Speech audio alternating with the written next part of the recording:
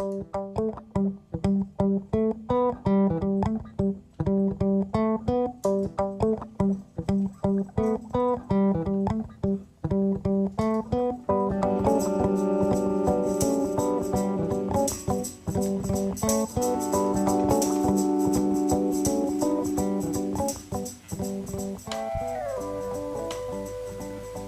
you suddenly think you would like to have an aquarium, the cheapest way to get one is to fill a glass with water and then put in a wisp of hay.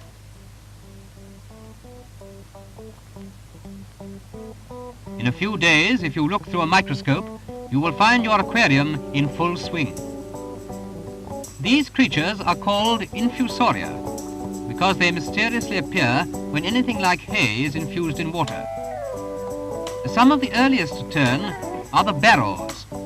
You get an idea of their size when you realize that this group are doing their health exercises within the eye of a very fine needle. Some of the giants of the aquarium are the slippers, so called because of their shape. They can just be seen without a microscope.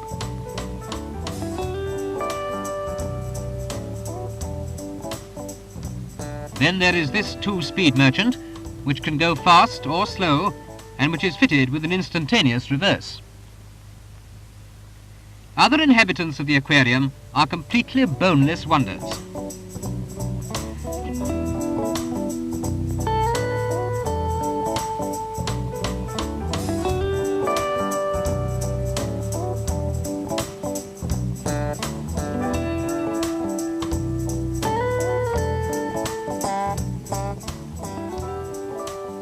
The purse infusoria dart about the aquarium in search of food.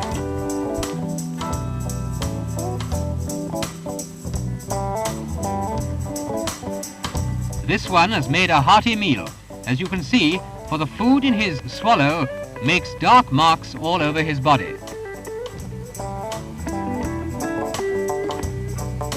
The purses are very simply made. Just the mouth coming to the bottom of the picture now, stomach and the skin.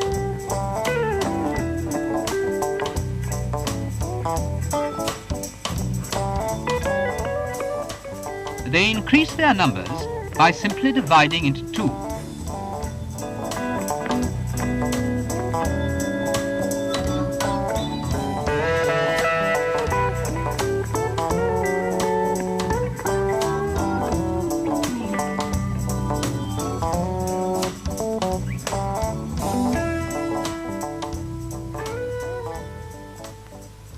After whirling round until they must feel giddy, the halves go swimming away on their own. All these inhabitants of the aquarium move about, but the trumpet builds itself a little home of rubbish and attaches itself to the hay. It has a fringe round its mouth and feeds by sweeping in pieces of food which float by. As you can see, the trumpet can leave its home. But creatures called bells fix themselves permanently to the hay with little stalks. They only move if compelled to by overcrowding, and then they swim about by means of the mouth fringes which they too possess.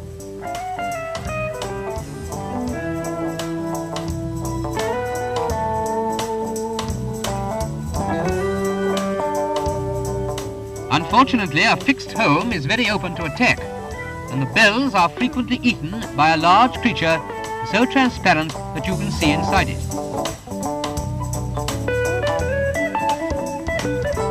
To avoid this danger, one type of bell has developed a spiral spring in the stalk.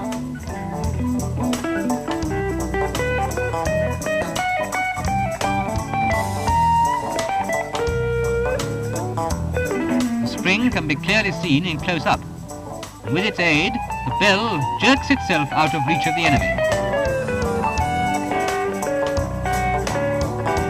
Like the purses, they increase rapidly by dividing.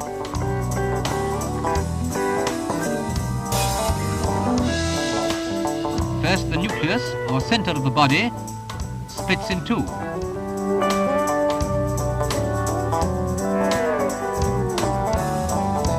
Then the whole bell divides.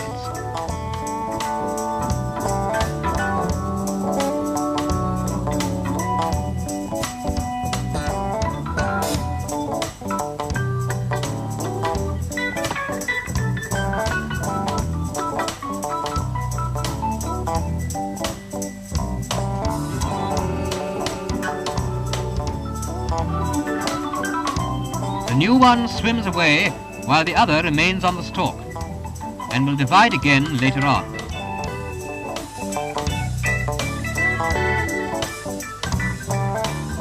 After several divisions, the bell moves the fringe round its mouth down to its waist so that it can be better used for swimming.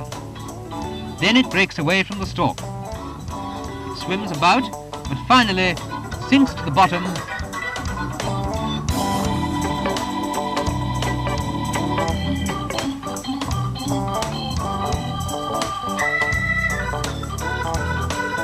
and bursts. And out pops a family of new little bells. The first idea of a little bell is to find a good piece of hay. It then proceeds to grow a stalk with a spring.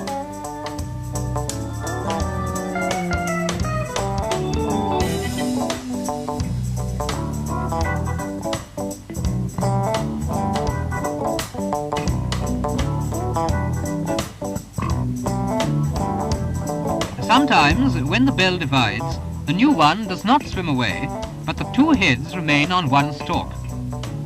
Eventually, by this subdividing, you get new colonies of bells all on one parent stalk.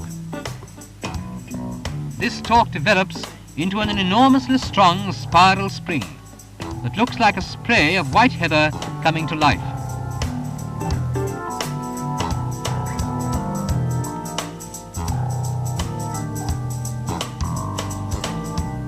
They are always on the move, either catching the food or avoiding enemies.